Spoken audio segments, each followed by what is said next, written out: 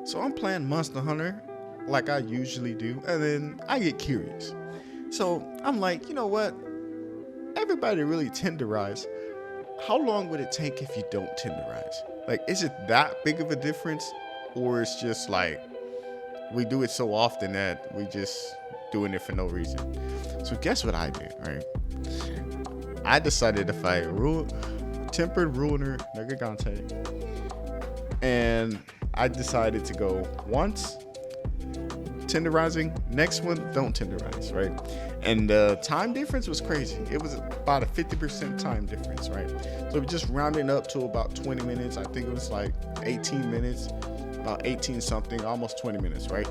And then that's without tenderizing. And then with tenderizing, it was about 10 minutes. Now, I was shocked, actually, when I killed him, because I went no tenderizing and then tenderizing. So when I first killed him, I was like, oh, okay, because I play a lot of multiplayer. I was like, okay, this is about how long it would take me for multiplayer. And then, without tenderizing, I was like, how is he already dead? I was like, did this take about 10 minutes? And it took about 10 minutes. I was like, he's already dead. I was so shocked, and I was like, damn, this makes it so much of a difference that I don't know because I'm always tenderizing. Once I found out what tenderizing was back then, I just been tenderizing ever since. I was like, there's no reason for me not to tenderize. So I started tenderizing. And I was just like, I always didn't like the tenderizing system because, one, it can be a nuisance, because you have to sit there and clutch claw, you have to do the attack, and then you can get knocked out of your attack, and just it can be a nuisance depending on who you're fighting. And if you have your teammates that can actually get tenderized in one shot, they won't tenderize. Or if you got this weapon without the clutch claw boost, can't tenderize in one shot. And I was like, bro, it shouldn't be like that. It shouldn't be like. I always felt like they should change it up. I mean, granted, they got the wound system in the wilds. I'm very happy for that. Actually, I think that's a superior system in the first place, because if you just sitting there, attacking, eventually you're going to get a wound. And if you decide to do your special move with the wound, that's actually a good decent amount of damage, and you pop the wound, and it benefits you.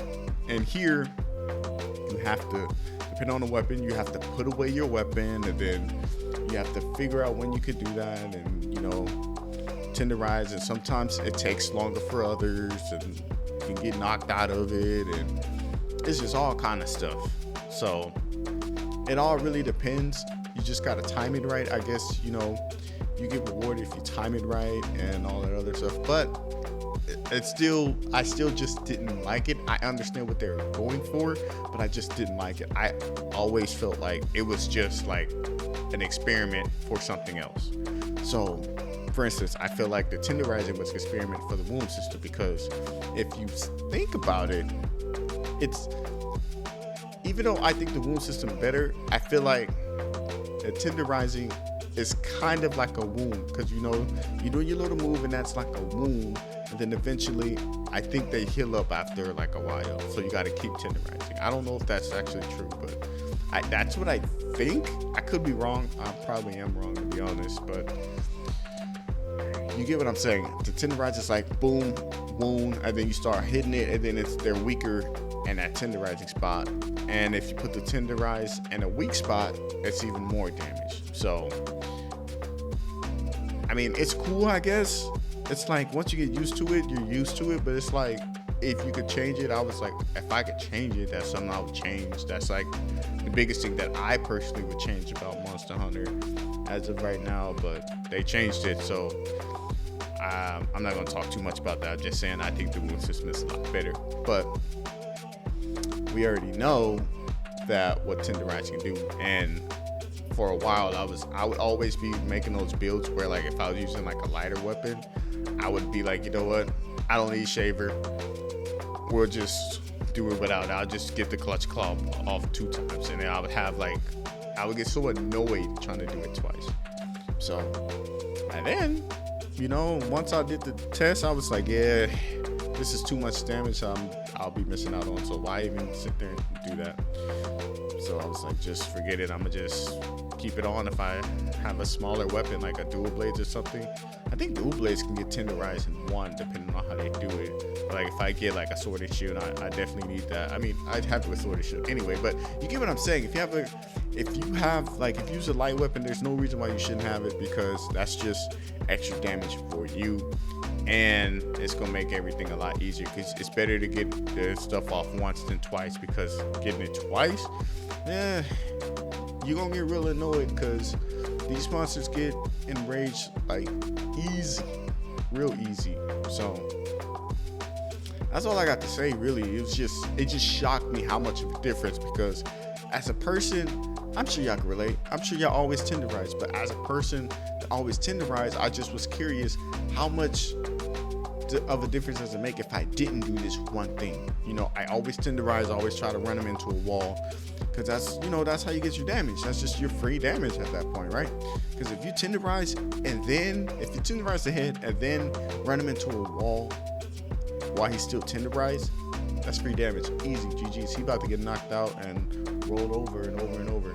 You know, I noticed that in the speed runs, that's typically what they do. They tenderize, and then they try to knock them down, and then they do their damage, and then they try to keep the infinite loop going with the damage and all of that. So that's what I've noticed, and that's why I've been trying to get that damage loop going, but I ain't gonna lie. Certain monsters I can get it with, and some monsters like I can't. Like in this video, I was trying to do it, but I just couldn't get it. I shaved off a lot of time with the 10 minutes. 10 minutes has been my fastest.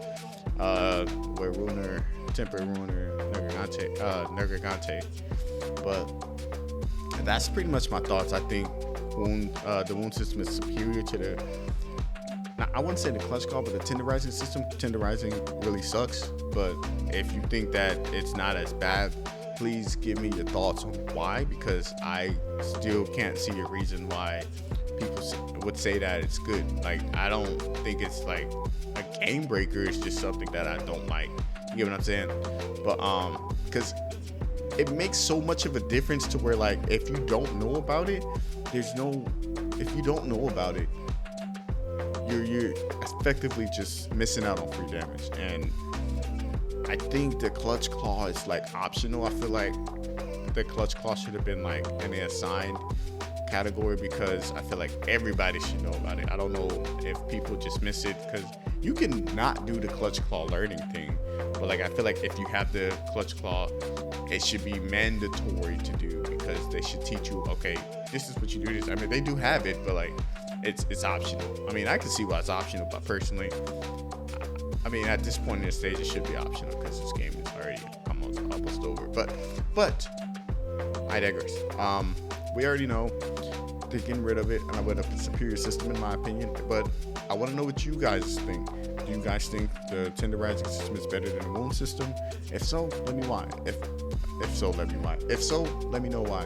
If not, let me know why. You already know my opinion. I think it's better. You get free damage. You know, you get a flashy move depending on the weapon. It just looks cool. You know, it feels more rewarding being able to do it in the wound system, because you get the move, and you could see them kind of, you know, do your thing. Sometimes they like fall over and all that stuff, and that's really satisfying when they fall over. Like the dual blades, when they do the little wound system move, that is like some Attack on Titan stuff, and I just love looking at that. I think Charge Blade looked pretty cool as well, so we'll have to see. But I don't really know what Lances is. I didn't use Lance. I used a decent amount of weapons, but I didn't really get the chance to use Lance. I know Dual Blades looks cool. I didn't use Longsword.